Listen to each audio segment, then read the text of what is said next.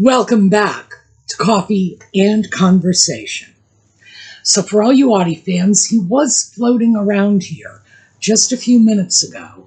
I did a shopping this morning. That's what we're going to talk about in the video. But as part of that shopping, I brought home some cat treats. And Audie would like me to open those cat treats instead of the package that was already opened so he can have new cat treats. And he's saying, give me new cat treats, and I'm saying, no, no, no, and we'll have to see who wins this battle. But I imagine you already know the answer to that. I am going to be opening a new bag of cat treats for him, because, yeah, he always wins. I don't have a chance. I really don't. I don't even know why I bother trying. All right, he'll probably show up because, well, as I say, he's determined to get new cat treats, so we'll have to see. We are going to break for the intro, and we will be right back.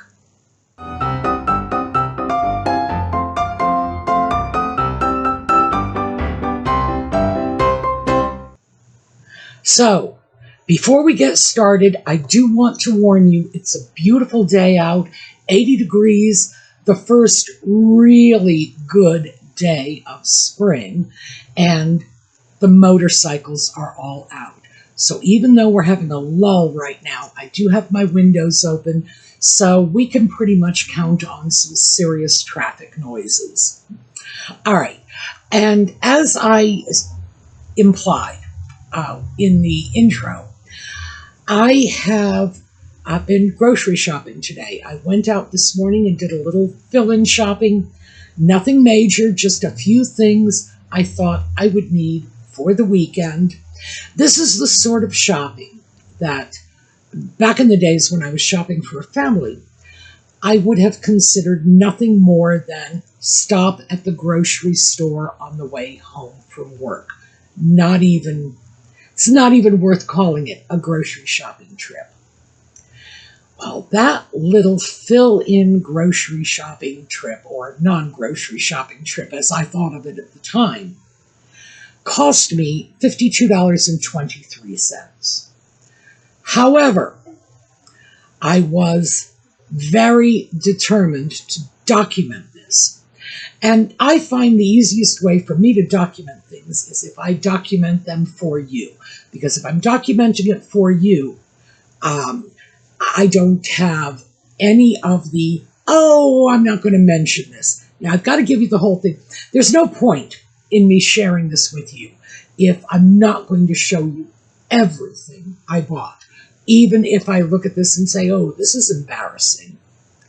I'm going to show you everything I got, and we're going to talk about it, because part of what I am doing, and this is between the third week of March and the third week of April, so I've still got at least another 2 weeks left to go on this.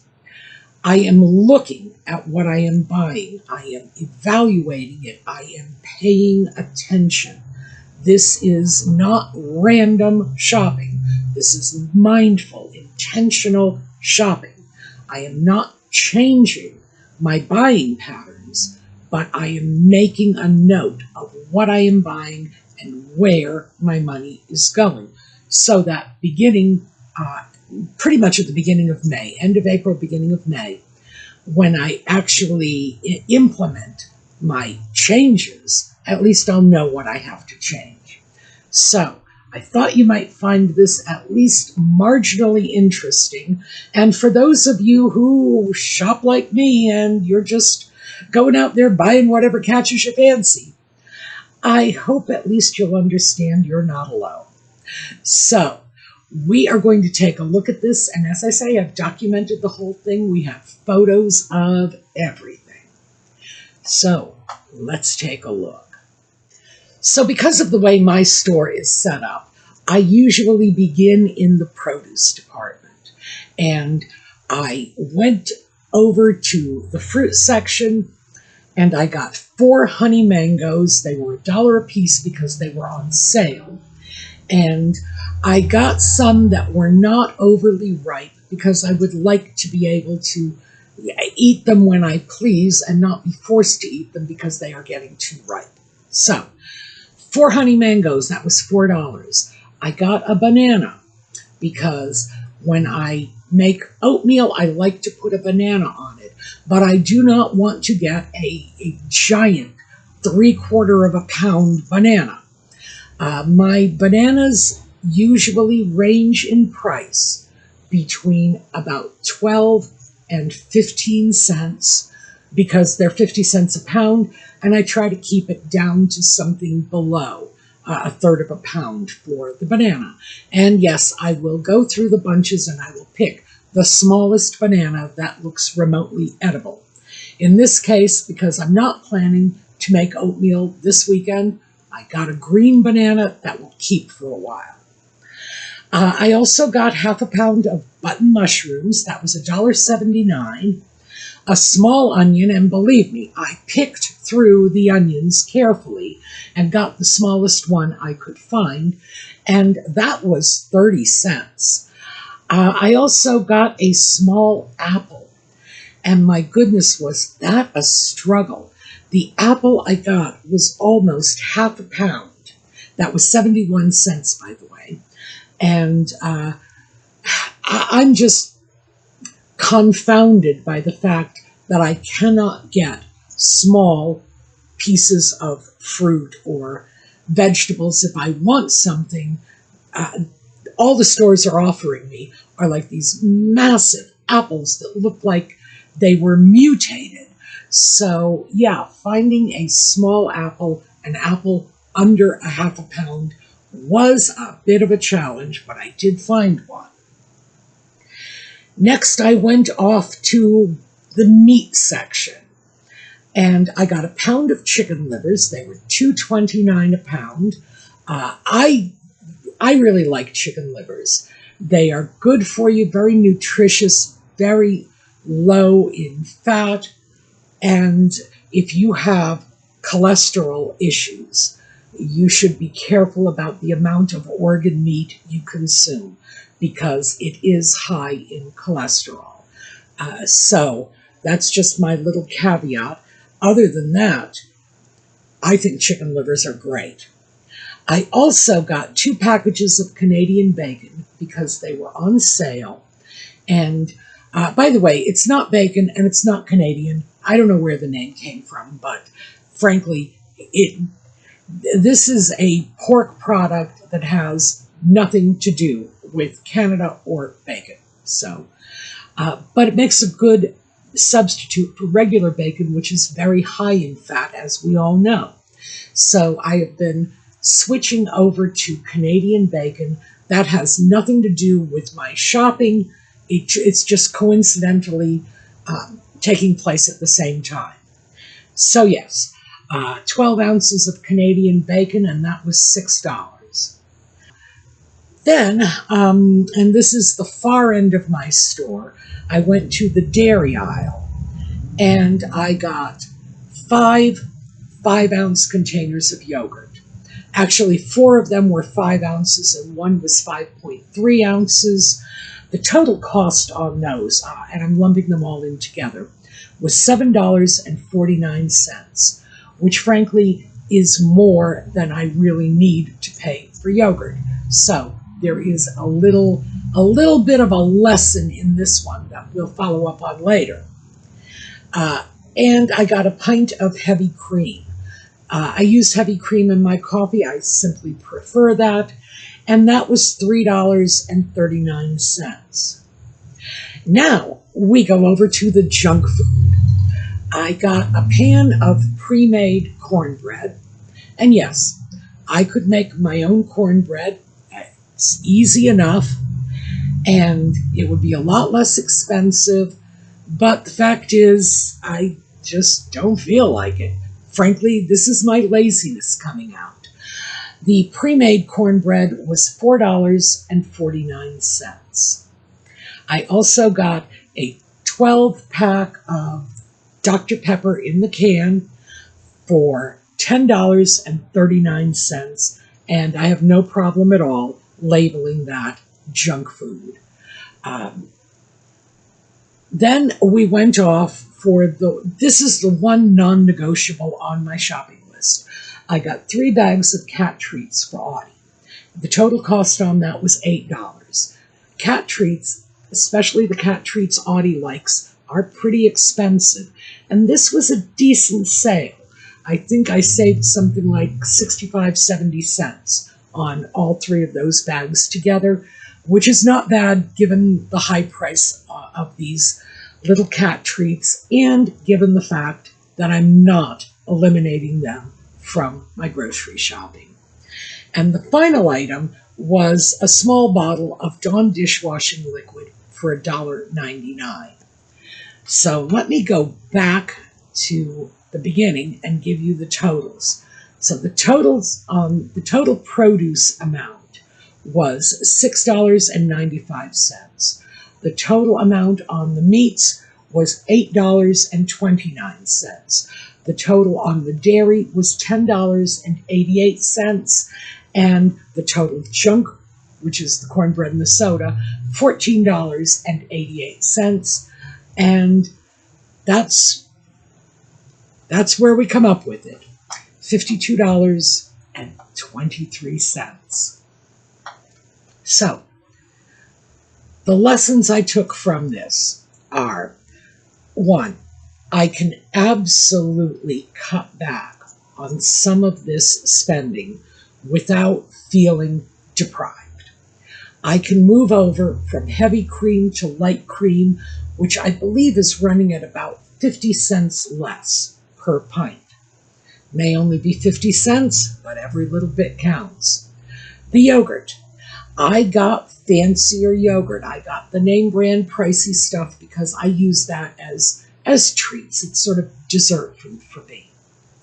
I need to simply get some of the other brands of yogurt. And it's not just plain yogurt, because believe me, these days good quality plain yogurt is just as expensive as, the cheap junk, if not more so. But I can absolutely cut the cost on that. And that's something I will be looking at when I start going into my efforts to reduce the spending, and that'll be coming up in May. So yeah, I've already found a couple of areas that I can quickly and easily cut back on. I can certainly cut back a bit on the produce spending. Did I need 4 mangoes? No, but I wanted 4 mangoes. And I'm not willing to take some things out of my diet. I am not willing to eliminate the fresh fruits and vegetables. I consider that to be not just motorcycle. I consider that not just to be a health issue, but I consider that to be a mental health issue. If I don't feel like I'm having enough fresh produce in my diet, I start to become a little anxious. I tend not to do anxiety. Anxiety is not my baseline. But if I'm starting to worry that maybe I'm in danger of developing scurvy, and I know nobody gets scurvy anymore, but still, if I start to worry about that, then my quality of life starts to diminish. I do prioritize having fresh fruits and vegetables. Also, let me get that figure for you. The total cost on the produce was $6.95. And that was, well, if you eliminate the mushroom and the onion, that was basically 6 pieces of fruit. So a week's worth of fruit for under $7. I can live with that. I really can. I'm not going to try to economize on that. I'm okay with that. Other things, I don't know. Am I willing to give up, meat in my diet? No, I'm not. I'm borderline pescatarian anyway. There's a lot of fish in my diet, not a lot of red meat, but there are areas where I will just go over to the dark side. I do really enjoy my chicken livers, and because of the very high nutrition level, I will try to throw them into my diet at least once a month. And the bacon, I tend to go for high protein for my first meal of the day. I'm going to call that breakfast because most of us do, and because technically that's what the word breakfast means, your first meal of the day. But I think I need to get away from bacon, and there are not a lot of breakfast meats out there that are, low fat, reasonably healthy. I don't do sausage. I don't know what they put in sausage. I don't trust it. So I'm going to try the Canadian bacon for a while and see how that works out. But it's not incredibly expensive. The 2 packages of Canadian bacon for $6 is 3 weeks worth of breakfast meat, assuming that I decide to have bacon and eggs every single morning for breakfast for 3 weeks. That's about what it works out to be. So I'm okay with that in terms of cost. Where I do think I can cut back without a lot of pain is in the yogurt. If I want treat yogurt, there are many, many brands out there that I like just as much as the ones I purchase. The Siggy's is actually very good quality yogurt, but the little French yogurt, that's pretty much candy in a yogurt jar. So could I replace that one without feeling the pinch? Yes, I could. Lesson to be had there. So yes, I can absolutely cut back on that. And as I mentioned, the heavy cream, I can go over to light cream. I'm not ready to go over to half and half. I'm not there yet. But who knows? Maybe after a while of putting light cream in my coffee, half and half won't look so bad. And who knows? In 20 years, I might be actually willing to move over to something like skim milk. But don't hold your breath on that one. Cat treats, as I said, totally non-negotiable. Audie is a picky eater. He is also very elderly. And I am determined that Audie is going to be as happy and comfortable as he can be going into his senior years.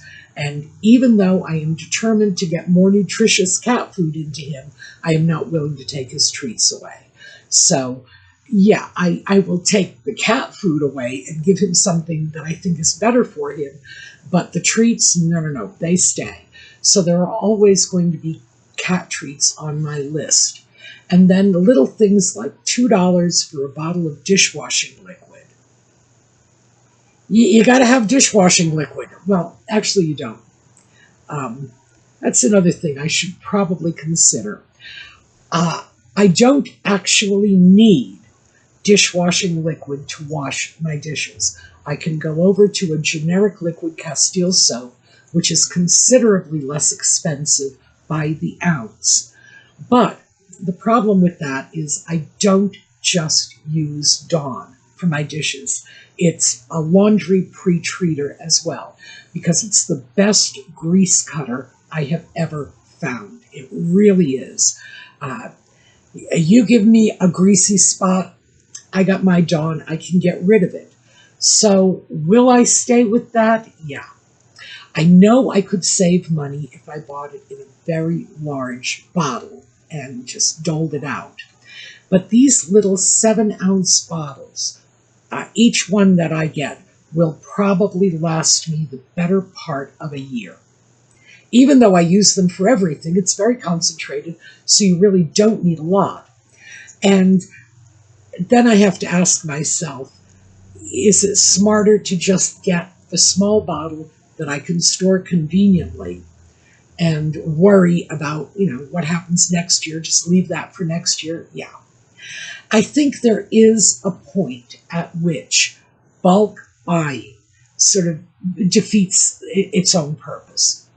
If you have something that you've purchased in a huge quantity And in my case, that would be purchasing a 32-ounce bottle of dishwashing liquid, when in fact it's probably going to be 5 years before I can use all that. I have to look at the cost of storing it. And in my case, it's basically free. I would stick it under the sink, and there's plenty of room under there. But what happens when I knock that bottle over? And I will. It'll be under my sink for 5 years. That's plenty of time for me to knock it over. And it starts spilling out, and I have a mess to clean up. You know, what happens when whatever goes on? What happens if the bottle springs a leak? What happens if? There is a point at which storing excess stuff just becomes a little too problematic all by itself, at least in terms of what I am doing. Because if I'm not going to use it in 6 months, and this is sort of my rule about everything, 6 months, $10. I've told you my 6-month, $10 rule. If it's something that costs me less than $10 and I haven't used it in 6 months, it's got to go. So a variation of that is if it costs less than $10 and I will not use it all up in 6 months, then I'm okay with the purchase. Absolutely. So if it was going to cost a lot more than that, I might not be. But these are the things that I'm rolling around in my head to see where the economizing could come in. Yeah, I probably need to do something about that cornbread. Am I going to start baking cornbread? No, probably not. Should I take it out of my diet? I don't know. I don't know. Oh, will the quality of my life diminish if I lose that pan of cornbread? I don't really think so. So I think that's something I can look at. I also need to figure out what is being taxed at my local grocery store. Prepared foods, so that cornbread is one. Certainly the dishwashing liquid, because that's not a food item, and the cat food, because that's not a food item.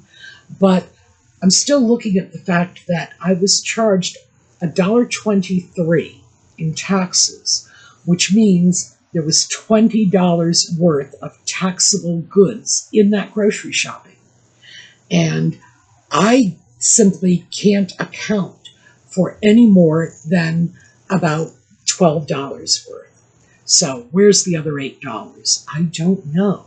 And I think I may end up bringing that sales receipt back into the store and having someone go over it and having them tell me exactly what did and did not get taxed, because it's not marked on the shelves. And I am starting to wonder, because, you know, if you look at your grocery list and you don't question, you know, the sales receipt, who knows? Maybe a mistake was made. And these days, it's very possible that that mistake was a little more intentional than anybody might want to admit. So I need to go in and take a look at what the taxable items are, because I personally thought this was pretty low on taxable items.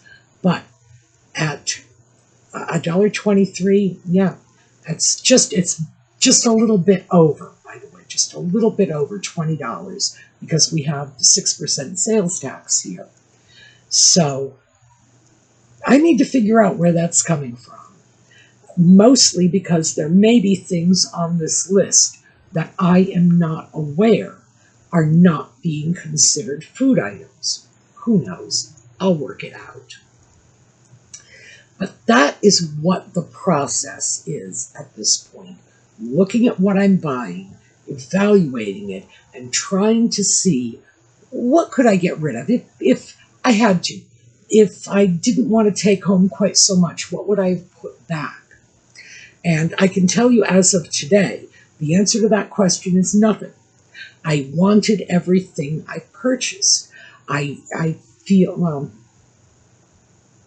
does anybody really need mangoes? You know, I feel like I needed everything on that list Did I, in fact, need it?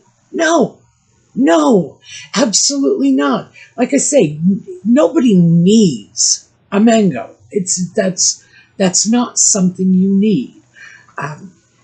But I will tell you that I know a lot of people, because mangoes are imported, they will look at that and say, well, that's a high-priced luxury fruit. No, it isn't. Not when an apple costs 71 cents. No, that $1 mango is not a luxury purchase. Almost everything in my produce department is priced at right about the same level. Now, I mentioned before, I am in South Central Pennsylvania. I have 2 commercial apple orchards right in my area. 2. And still, I paid 71 cents for an apple that did not even weigh half a pound. It was something like 0.43% of a pound. So it's 43% of a pound for this apple. 71 cents, and it was on sale. So no, being in an area that is producing fruit is not doing me any favors.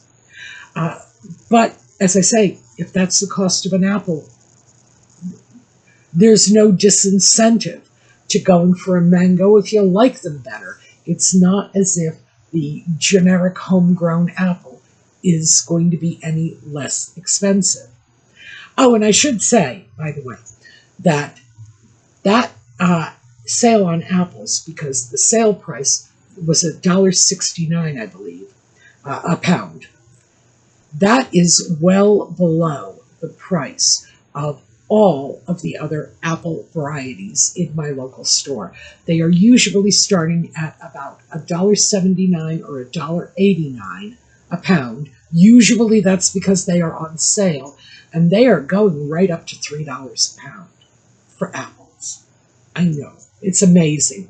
Those of you my age will remember when our mothers went into the store, that was what we would fill the basket with, apples. Why? Because they were cheap. Not so anymore. These days, I look at the apples, I look at the plums, I look at the peaches, and I'm not seeing a per pound difference in the prices. It's just not there. So that is pretty much what I gleaned from this particular shopping trip.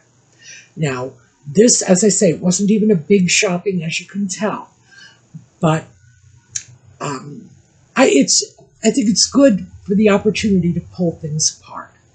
A major shopping trip, if there had been things like fish or pasta or rice, a lot of vegetables. There wasn't very much in the way of vegetables. 1 onion, the mushrooms, if you want to call them a vegetable. There wasn't a lot of that. There wasn't a lot of meal ingredients in this shopping. But the other side of that is this is the kind of shopping that I can look at if I want to economize. If I go out and I'm buying fish and pasta and vegetables, am I going to cut corners on that? Well, probably not, because you need protein in your diet. You need the vegetables. You don't need the starches, but hey, pasta is cheap. That's not where I'm going to be able to cut back and economize, because I consider that part of my grocery shopping to be necessary. No, I do not need a mango. Do I need a piece of fish? Yes, yes. If that's where my protein is coming from, I do need it. Do I need the vegetables? Of course. That is basically, that is the foundation of good health, getting your vitamins and minerals out of the food you eat. We shouldn't be reliant on vitamins, no matter what they used to tell us back in the 1950s sci-fi movies about, oh, here's your meal pill. No. Meal pills are not a thing, not yet. So this is probably a good shopping because it is identifying some areas that I can and should cut back on. Do I throw yogurt in my shopping cart almost every time I go shopping? Yeah. Well, not every time. Do I throw it in whenever there's a large shopping? Yes, absolutely. Do I put in, well, what was the other thing? The cream, heavy cream. Do I buy that regularly? Yes, I do. I usually buy a pint of that a month. And I know it's only $3.39. But if I can get that down to $2.89, which, by the way, I believe is the cost of the light cream, if I can do that, so much the better. So I do feel this was instructive. I am starting to get a sense of where my money is going. But here's the problem. Most of it is not going on frivolous spending. Even if I cut out all of the frivolous spending, cut out the cornbread, cut out the soda, cut out the yogurt, that was still a pretty darned expensive grocery trip for what little I had to show for it, when I got home and unpacked the grocery bag.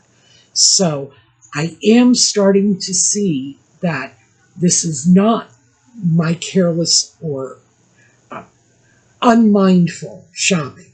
Some of it is, to be sure. That's not 100% of it. A larger piece of this is these prices are high.